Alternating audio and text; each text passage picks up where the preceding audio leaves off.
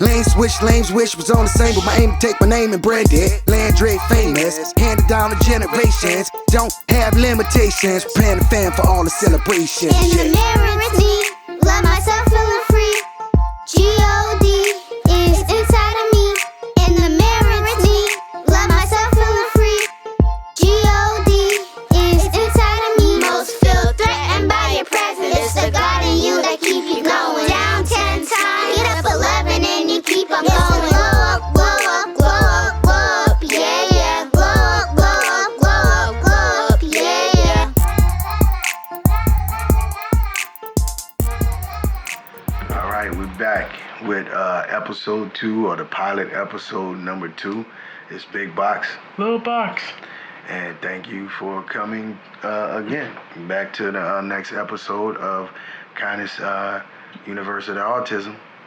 All right, and now we're just gonna continue on speaking on Lil Boxx's journey from the beginning and getting to where he's at now. All right, we left off kindergarten, first, second grade. So what can you say, really, how was the time frame, around the time frame in your life, third, fourth grade time frame? So you could go into that and speak on if you were aware of the many differences within yourself or uniqueness within yourself dealing with being on the spectrum. What do you remember about those days?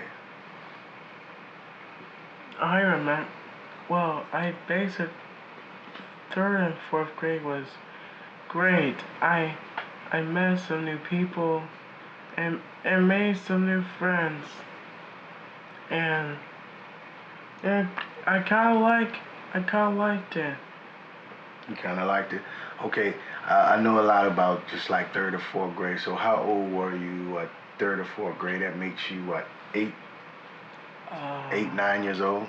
7, 8, 9 years old, somewhere right there. Third, fourth grade, like 8, 9 years old, right? All right. So as far as yourself and around that time, being like 8, 9 years old, third, fourth grade. Yeah, like 8, 9 years old, like third, fourth grade. I'm trying to think. 10? Okay, so like 9, 10. So how was life for you like 9, 10 years old? How was your mind functioning? What did you notice? What did you see? How did you perceive life? You understand what I'm asking? I think so. Okay, well, just explain that to me. Just not school per se, but around that age. How did you look at life? I look at it sometimes differently. Differently? Okay. When you speak about differently, how different was life, the way you looked at it? Oh, I didn't notice it at first. Okay. And what you didn't notice? That I was acting like an autistic person. Okay, so how were you actually acting? I have been stemming a lot and losing eye contact whenever you or mom were talking to me, and I kind of get misunderstood when you ask me to do something, and it kind of go off in my own mind. In your own mind? So that's around when you really started creating like your own separate reality in a sense? Yeah. Okay, so the things about you going off in your own separate reality, was that more so of a coping mechanism trying to deal with what was going on in your everyday life? So not understanding what was different in regards to interacting with everybody else. Yeah, something like that. Something like that. So what was the first instance you feel like you kind of went into your own reality or kind of created your own world? I thought it kind of happens wherever I do a thing. Okay. So back then, what was like your first thing? What was the thing? What you would refer to as a thing? Like making these scenes, like these scenes in my mind that plays out wherever I grab something or play with it. It's just like a whole little movie inside my head, just serpentating what's going on every time I play with something. Like for example, my pie cleaner dolls slash models. Okay. So that's how like you used to do back then.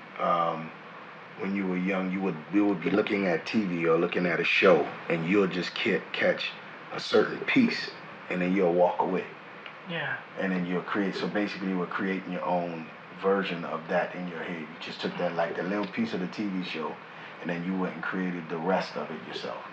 Mhm. Okay, and was it kind of like that as well? Like you would walk away. I remember you would walk away into another room, but you would still hear everything going on the TV show without even looking at it, and come back and know about it. So all that was kind of relative, correct? Yes. Okay, all right. So when did you really say, okay, after doing all that, when did you say, okay, I'm gonna worry about this more than I worry about? Because I remember at a time, around that time, you were more into your mind than into the present moment. So as far as this, and this is what probably parents want to know, and even um, typical people, then did you were you were able to differentiate reality from what was going on in your mind, or was it all mixed together? It was all kind of mixed together.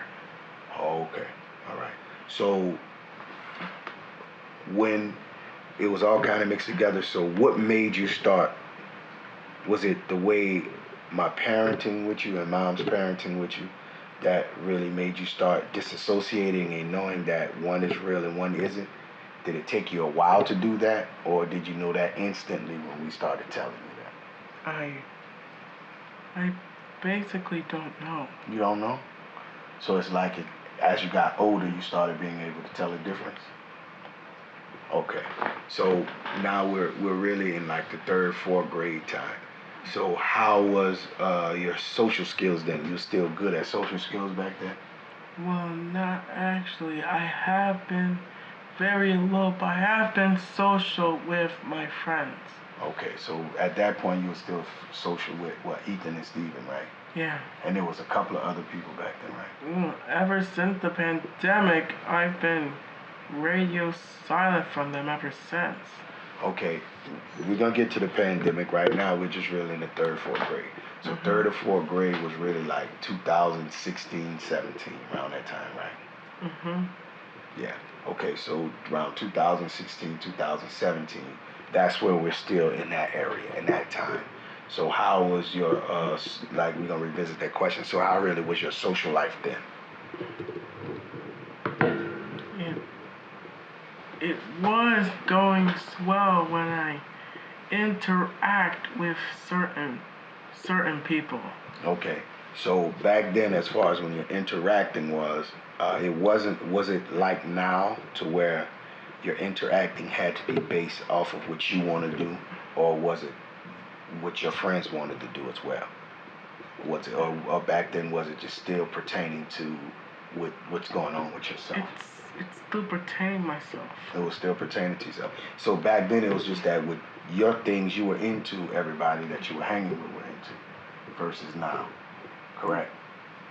Kind of. Kind of. Okay, well, can you elaborate on that for me?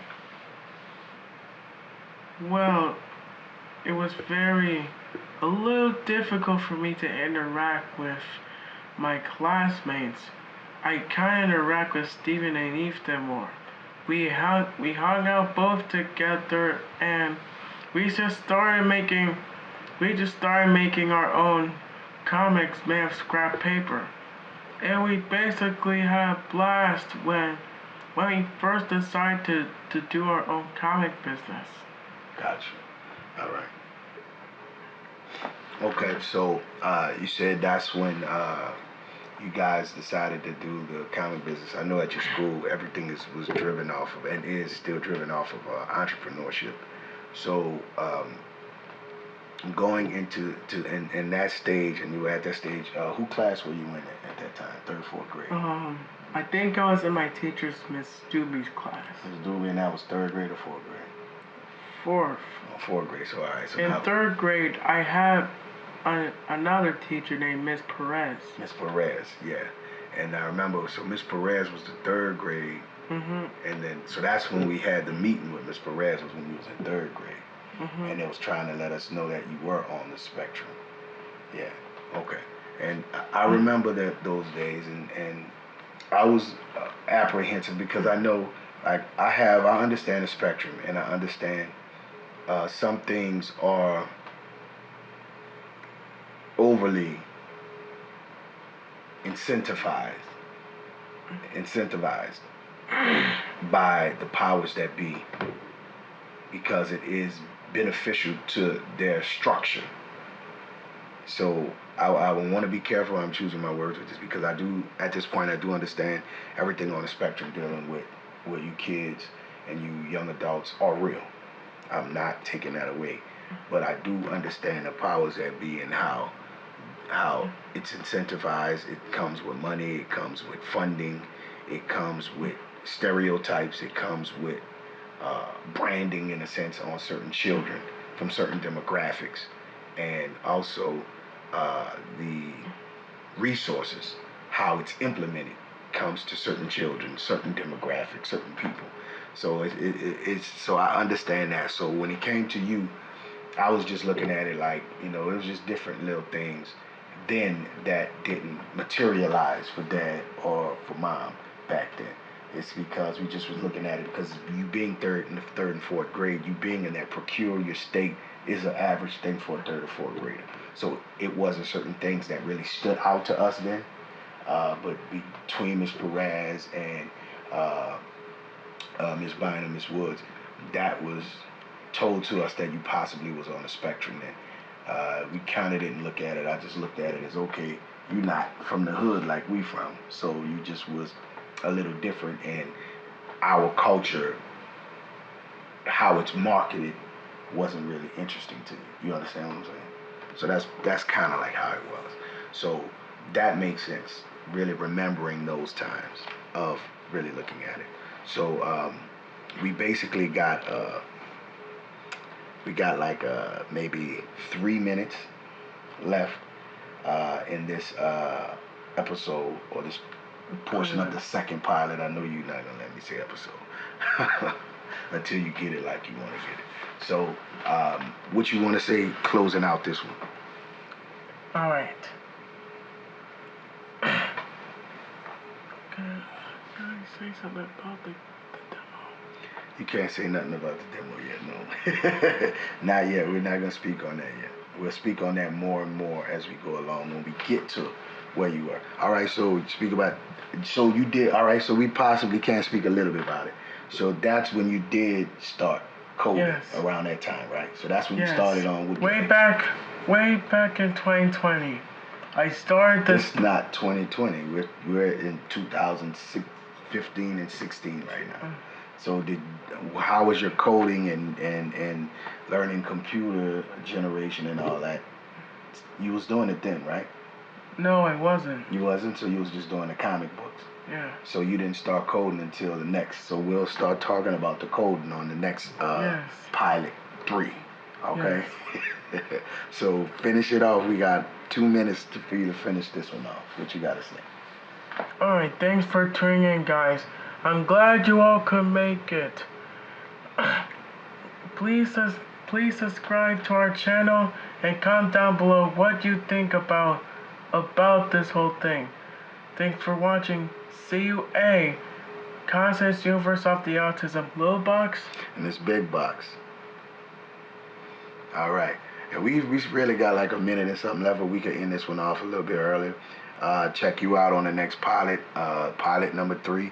And signing off, remember to always be royalty. One life, one love, one God. Peace. Boxx-A-Million. Boxx-A-Million. Boxx-A-Million. Mighty Lion of Judah.